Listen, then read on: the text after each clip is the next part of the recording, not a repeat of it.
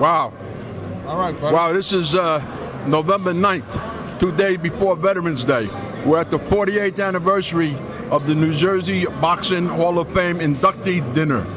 Mike Moran to my far right, Marlon Starling in the center, and Mike Guarino. That's me. That's what we're about. We're going to talk about a terrific welterweight who's about, in a few minutes, is going to be inducted into the Hall of Fame. If we can all stop chewing. Yeah.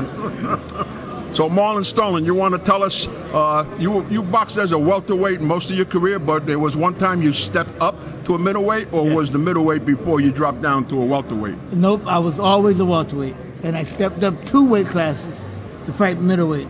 Then I stepped back down to fight. So how many titles that we're talking at? 3? How many? More than that, maybe 6 or 7. Wow.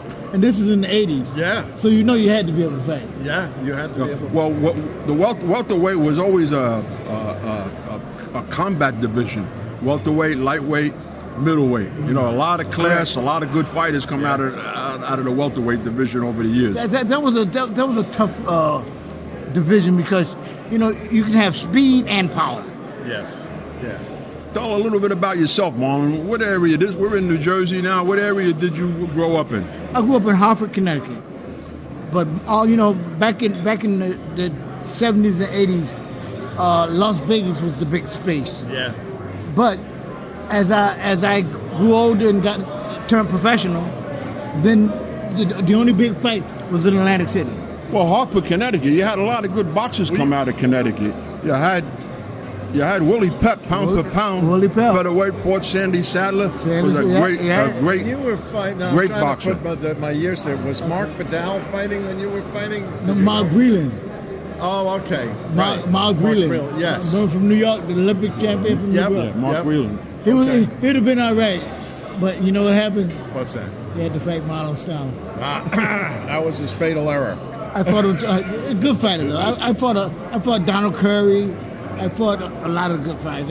Michael Nunn. I mean. And how about who was your trainer and your cut man? Your trainer was who? When I first started, I started off with a guy named F. Mac Buckley, and then I moved up and I was with Eddie Fudge, and Freddie Roach. Wow, that's history. That's history right there. Let me ask you, how tough in those days was training as compared to what the fighters do today? I loved it. I loved it. I mean, I would have, excuse my French, but I would have took boxing before I would have took sex. I mean, I loved it. I mean, I went to the gym every day? Every day. I was a gym rat. I was a gym rat. An inspiration for young kids today. It's hard to admit it, but we have to understand that in the USA, we have an opiate fentanyl drug problem today with professional people and pharmaceutical outfits peddling the drugs through the streets. Now, boxing during your day, our day, was on the up and narrow. And I would say today, I think it would be a good thing for a young man to get into at least the sport of boxing, because there's a clean-cut thing, and you could be a professional lawyer, you could be we have the anything you want. We used to have, though, Marlon? You think we have them out there, the trainers? I think we do. I think we just have to be more careful how we should I say? You know, a lot of these kids today get in the sport for the money. Yes. If you got into people ask me, should I get in this sport? I said, don't get in this sport if you want to make a lot of money. That's right. Get in this sport if you want to be the best. And now, are you involved now? Do you train anybody, or do you work? I help out.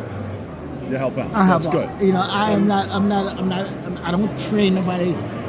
You don't have to do it. You just do it because you like it. I love it. That's it. I love it. Good. Well, And thank you so much for being here. Yeah, What would you say? What would you say to the youth today?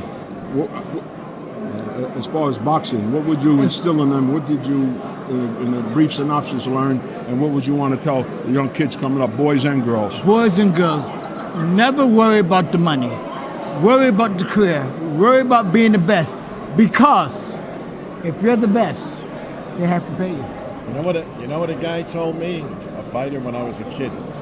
He said to me, whenever you're in competition, and I used to wrestle a lot, he said, remember, The guy you're fighting is just as tired as you are. So you have to give the extra. That's right. We said that's when you got to reach back. You have to reach back. That's it. We're here with Marlon Starling. Marlon, it's a great night for you. We're Thank happy you. to be here. Hey, man, Thank you so much. I'm just happy to be here. Thank you, brother. Thanks. Thank you, Marlon. Thank you.